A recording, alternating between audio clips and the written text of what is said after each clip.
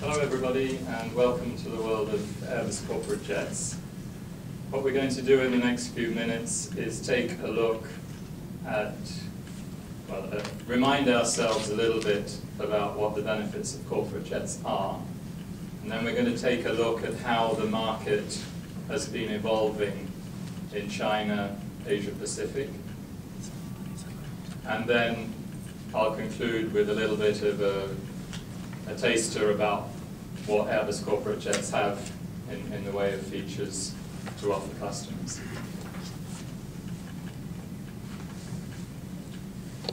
So the benefits of corporate jets. I guess a lot of you in the room are actually flying them, so I'm not telling you anything new, but there's perhaps a need for us all in the aviation industry, corporate jet side, to sometimes remind our bosses, the people who provide the infrastructure, the regulators, about the benefits of corporate jets. We saw in North America a bit of a faux pas with the big three automakers, where they went to ask for government money in their corporate jets, and that wasn't seen as a very smart thing to do.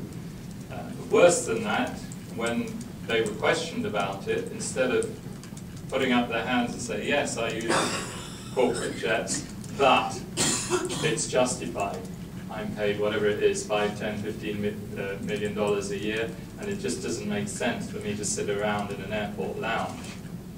In fact, their predecessor, Lee Iacocca, was much better, because going back some years, he was in the position of going to the government for money for Chrysler.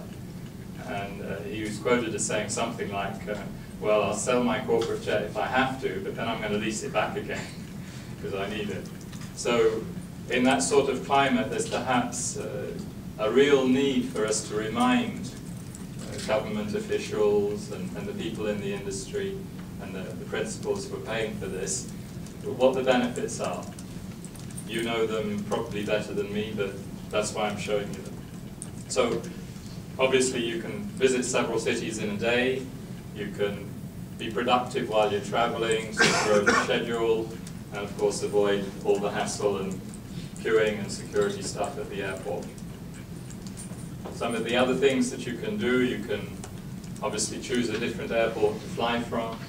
Well, perhaps not everywhere, but in a lot of the world you can. You've got that confidentiality, you can change your plans at the last minute. And of course, you can also carry a lot more with you. If you need to take some equipment with you, you can.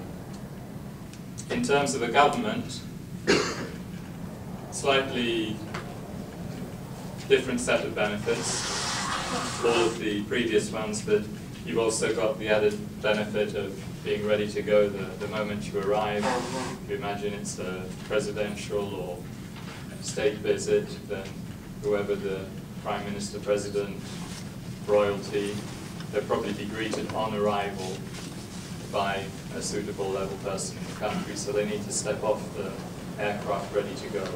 And obviously with a corporate jet, you can do that. The taxpayer, who would perhaps be the first to criticize government officials for flying around in a corporate jet, would also be the first to criticize the government official if he didn't represent the country well, if he didn't negotiate that treaty to the best advantage for his country, and so on. Something we can do with the Airbus corporate jet side, which the smaller corporate jets can't, is that we can carry a larger delegation. So we can have, for example, a VIP section in the aircraft, perhaps a bedroom for President, Prime Minister, Foreign Minister, or whatever. But we can also have some business class seating and some economy class seating. So we can carry a large delegation of maybe 20, 30, even 40 people with different standards of comfort in the aircraft. You could not do that in a traditional business jet, such as a Bombardier, Gulfstream, Embraer, or Dassault. So China. What can we say about China? First of all, China leads the world in economic growth. GDP growth is something like about 8% in China. And I think that's true even now, while the world is in kind of recession.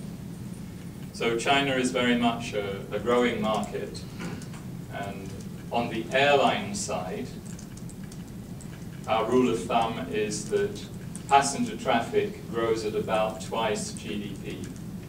So if GDP is growing at 8%, then airline traffic would be growing at about 16%, roughly speaking. It's not quite like that on the business aircraft side, but it gives you a sort of pointer to how economic growth, GDP growth, translates into the kind of demand in the market.